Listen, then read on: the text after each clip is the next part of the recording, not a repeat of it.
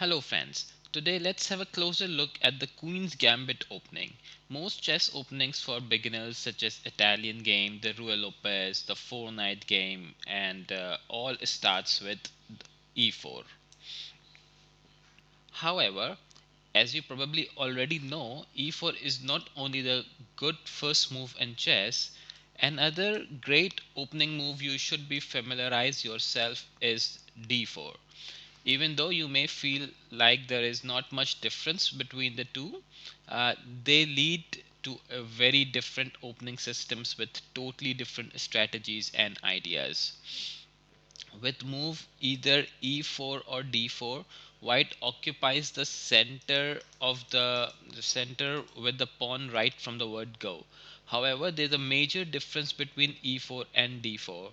The move e4, let me show you, liberates the light square bishop and the queen. However, the move d4 in contrast liberates the light square bishop and to some extent the queen. Moreover, after e4, the king's pawn isn't protected, while after d4, the queen's pawn remains defended by the queen. These nuances change the opening strategy quite a bit. Each of these moves also forces black to react differently. Most chess games between the beginners start with the moves e4 and e5. However, after d4, black can't simply play the move e5 because white could simply take the pawn with d takes e5 and black would be a pawn down. Let's have a look at the d4 opening in more details with Queen's Gambit accepted and declined strategies. Friends, so let's have a look at the Queen's Gambit accepted old variation, where white seizes a space in the center with d4 and black also takes control over the center with d5 and then c4. This move characterizes Queen's Gambit. If black wants, he can take the unprotected pawn by d takes c4. So d takes c4 is basically Queen's Gambit accepted. Here on this position, e6 is the primary move, basically that allows the light square bishop to attack on this undefended pawn at c4. And the problem with the Queen's Gambit accepted is if black wants to protect this undefended pawn at c4 by uh, by playing b5, but he loses valuable time to develop his pieces. And here a4, an aggressive continuation by white who tries to undermine black's pawn chain. This one. If black's b pawn falls, this one, so the c pawn will quickly get lost too. Therefore, black has to spend another tempo to defend the pawn at b5. So there are two options. One could be, say, um, a6, but the problem with this, white simply captures a takes d5 and you cannot capture this pawn because your rook is hanging.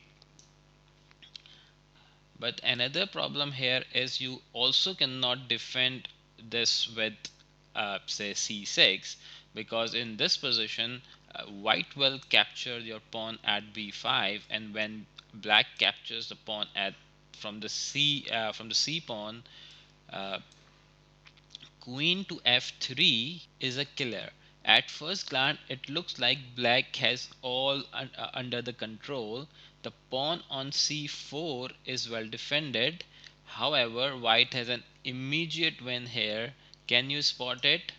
Yes. And now there is no way you can defend this rook by by no other piece, even by intercepting, can defend this rook. So the rook is gone here. So that's Queen's Gambit accepted old variation for you friends. Friends, let's go back and have a look at the Queen's Gambit declined which starts from when white offers the pawn at c4. The black, instead of capturing the pawn at c4, replies with e6. This move leads to Queen's Gambit declined. Black does not accept White's offer to grab a pawn on move 2, but strengthens his d pawn instead. So from this position, both black and white should focus on development, and knight c3, knight to f6 are pretty standard and book moves for Queen's Gambit decline. That's a normal defense variation. Here, bishop to g5 and uh, knight to d7. This position is called modern knight defense in Queen's Gambit declined variation. Here e4 is the main move. So basically the idea is if black captures this e4 from his pawn, then knight takes e4 and it will basically double the attack onto this pinned knight. And if this black decides not to take this pawn, then a simple pawn push will uh, add another more pressure onto this knight. So let me show you a sample line here. Say d takes e4 and knight takes e4. Here on this position, the main move is to play h6, where knight takes f6 check, and knight takes f6 again, and bishop will be retreated back to e3. But friends, this is just one variation in the Queen's Gambit declined opening. There are lots of other variations available, which I keep on addressing those in my future videos. But friends, before I finish this video, I would like to show you one nice cheeky trap which you can play against while playing Queen's Gambit decline. So from this position, Bishop G5, there is one more variation available, which is Bishop to E7. So if your opponent plays Bishop E7, you should not do anything but rather simply focus on your development, say knight f3 and knight to d7. Then c takes d5 and e takes d5, then e3 and black castles. You don't need to memorize all those moves. Those are pretty simple simple moves, logical moves, which you can keep on playing. Here bishop to d3 and then c6. Then time to castle, rook to e8 and queen to c2. So basically I'm trying to attack on this h7 pawn. So of course what the logical move here for black is to move away this pawn and attack, and in the meantime attack on this bishop. So bishop to b4. And now from this position you should remember this position, and if your opponent goes knight to h5 attacking onto this bishop, forget about this bishop and simply takes this knight takes d5. And if your opponent here goes greedy and captures this knight c to d5, then the bishop c7, the queen is trapped there.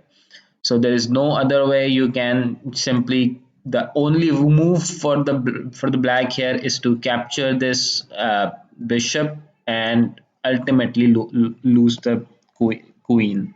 However, on this position, if your opponent continues to capture if the black knows this trap, he will capture your bishop at through knight takes f4, and then you can continue knight takes f4 and you continue playing your natural game.